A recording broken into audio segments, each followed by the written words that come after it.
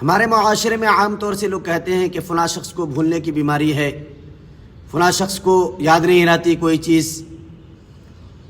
और इस भूलने वाली सिफत को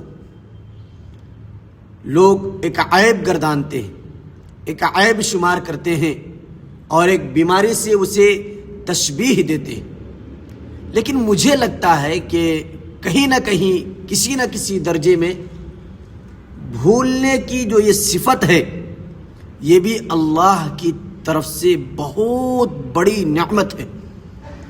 वरना बहुत सारी चीज़ें ऐसी हैं जिसको हम भूलना चाहते हैं, जिसे भुलाना चाहते हैं, अपनी ज़िंदगी से डिलीट करना चाहते हैं, ख़त्म करना चाहते हैं, लेकिन वो चीज़ ख़त्म नहीं होती।